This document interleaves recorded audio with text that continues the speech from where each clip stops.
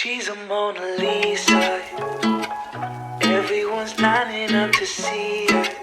Hello everyone, so for today's video I thought that I would do a bit more of a chit chat video where I kind of just express my feelings about life and vibes. I don't know why I keep on doing that. So I'm going to be talking about A-levels, how they are, how they kind of relate to GCSEs, the differences, similarities, kind of what my expectations were going into it and then what they actually are like, because they're quite different.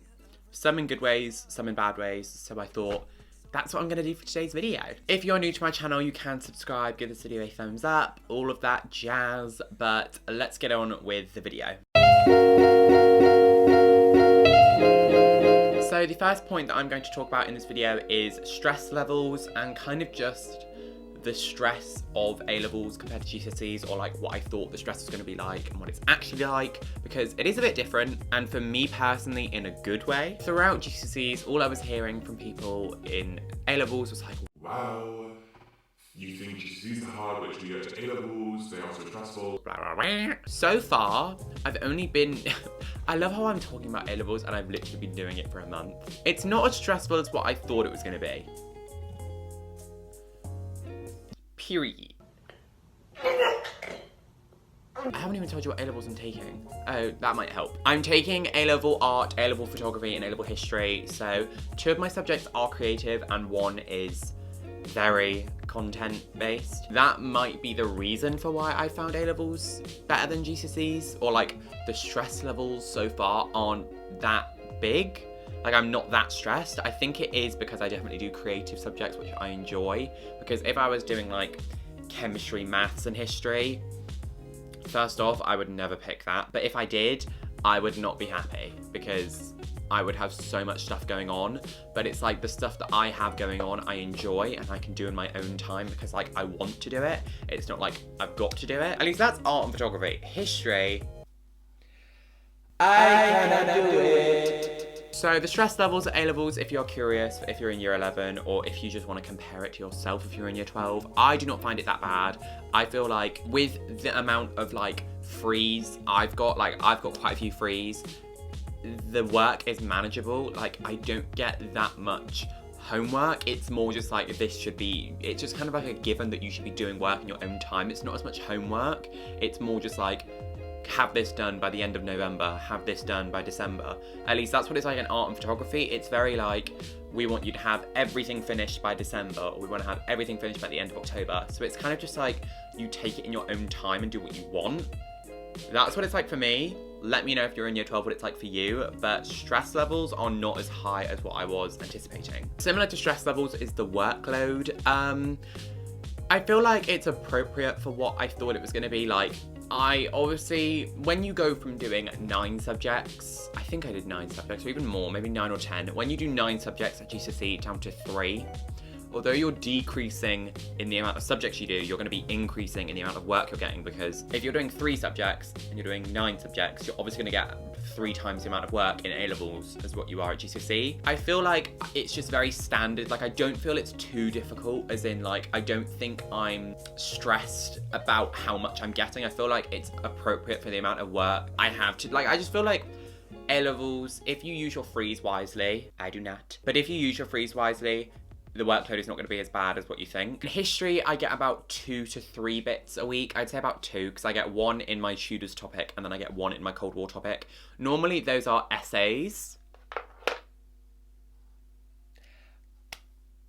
When you get lowest in the class, both time vibes, yay. Normally in history, I'll get like 1 or 2, or I'll get 2 essays a week, so I'll get 1 piece of homework in each topic that I do with my different teachers. And then photography and art, they aren't really like, get this done for tomorrow. It's like, get this whole shoot or get this whole double page done and this whole topic. Like, they give you quite large time frames. Like, they're like, have this done by the end of November.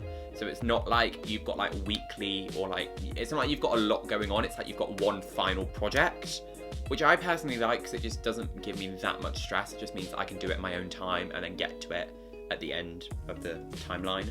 Timeline? What am I going on about? Next up are free periods. Now, where is my phone? I will literally grab my timetable. In a fortnight, because we've got a week 1 and a week 2, we have like 2 different weeks where we have different stuff going on. I will count how many frees I have got overall. I have got 12 frees a fortnight. I've got 1, 2, 3, 4, 5, 6, 7 on week 1, and then I've got 1, 2, 3, 4, 5 on week 2. I obviously have days where I've got like full days, like I don't have like a free every day. I've got some days where I've got like multiple frees, but they're spaced really awkwardly because my school like to upset me. It sounds like, wow, that's really good. You can like spend all this time like at home, you can do all this.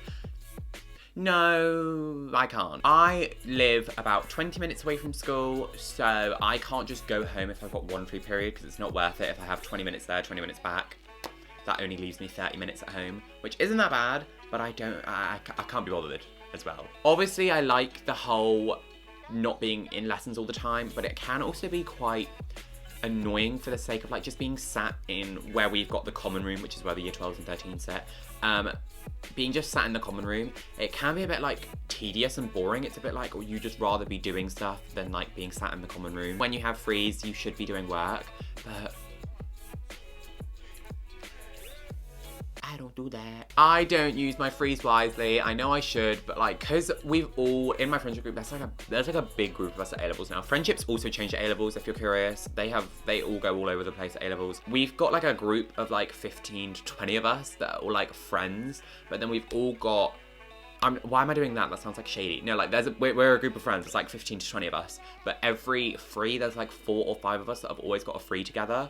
So it's like, you just sit and chat with your friends, which I know doesn't sound bad, but when you've got that all the time, sometimes it can be a bit like, annoying. Don't think that I'm like saying that A-levels aren't very good, because they obviously are, but I just kind of wish that my school either placed them in better places where like, say I had a free first and a free fourth, and I only had to be in period 2 and 3. That would be the best day ever, and I do actually have one of those days, which is so good. But overall, frees can be a bit annoying, but if you use them wisely and like actually do work in your frees, then you will probably like them. So, carrying on with the whole vibe of free periods, we have got freedom. Which I don't really know what I'm going to say about this, but yeah. I guess I wanted to kind of talk about like what you're allowed to do with like A-levels in terms of like leaving school and all that, because you're obviously allowed to leave whenever you want, which is very good. Depending on your frees, that doesn't happen a lot. If you've got like 1 free period in the day, which let me count how many days out of the 2 weeks I have just got where I've got 1 free period. 5 out of my 12 days, I've got 1 free period in the middle of the day, which is such an awkward place to have it, because then it means I can't leave school and go anywhere, because I won't have the time to get the bus there and the bus back and like actually enjoy myself. You can't go anywhere. You feel a bit like stuck almost. Although I could get a bus somewhere, but like half the time people don't want to go anywhere, and I'm like that half the time. I think the freedom of A-levels is definitely overhyped to being like, you're an adult, you can do what you want, whoa. No, you can't. Don't lie. Next up, a topic that I think I was most curious about before entering A-levels is like the way you're treated by teachers and if you're treated differently. I don't really know. I can't really tell. My history teacher, one of my 2 history teachers I've got now, and my art teacher are the teachers that I've had since year 10. So we've had like a relationship for like 3 years now. So it means that I am quite close to them, and I was close to them throughout GCSEs where we'd like chat. So it doesn't feel super different. I mean, there is obviously good things, like, this might sound weird, but like if you want to go to the toilet, you kind of just like walk out. You don't have to like sit with your hand up and ask, which is what you kind of had to do at GCSE. I just be like, bye, I'm out, sucker. Well, I don't do that. I think they just kind of like chill a bit more. They won't shout at you. I haven't been shouted at yet. But they don't get annoyed really at you. Like obviously if you don't do your essay or something, they aren't gonna be like, that's fine, you're A-levels, it doesn't matter. But if you arrive like 10 minutes late to the lesson, then it's just like, oh, okay. Why were you late? And you're like, I was just getting a chicken wrap. And they're like, okay. I love how I'm saying this, and I've literally never done this. So people at school, I haven't done that. So please don't think I have. Like, I'm not a bad student, but if I arrive late, that would most likely be the reasoning. Then a big topic that I think I was curious about when I was doing my GCSEs, and I think a topic that people who are in year 11 will be curious about, is the comparison from GCSEs to A-levels and the differences between the two.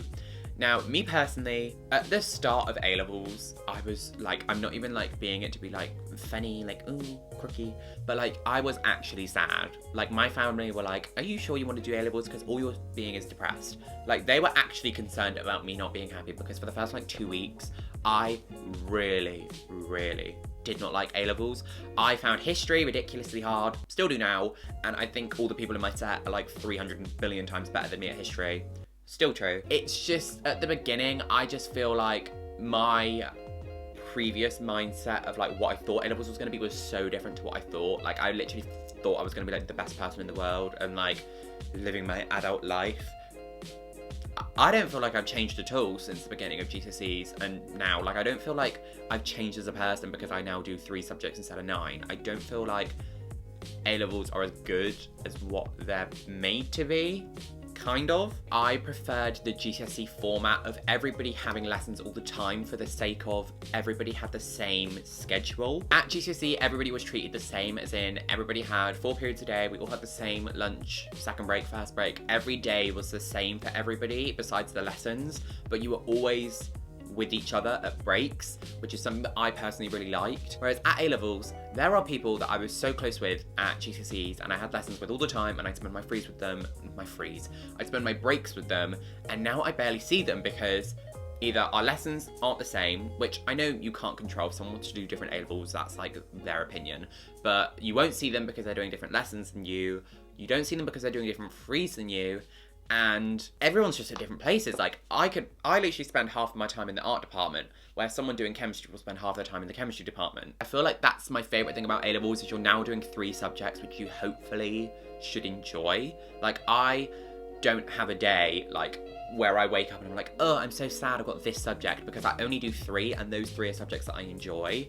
Besides history, because that is, like, the subject where my brain just kind of sits there and turns to literal mush. Like, I'm not joking, I sit in those lessons like, There's too much drama. All you gotta do is rock away. like, that is what my brain is thinking of all the time. Like, my brain does never focusing because I'm just so confused. So that is all that I have for this video. I thought that it would be a fun one to kind of compile my thoughts of A-levels, the way they are, how I feel, because right now I'm in a pretty good place with A-levels, because right now I'm on October half term, which was so needed. Like, honestly, I needed this break so badly. Overall, I'm doing pretty well. My A-levels, they're going pretty good. I got my report back, and I did really well.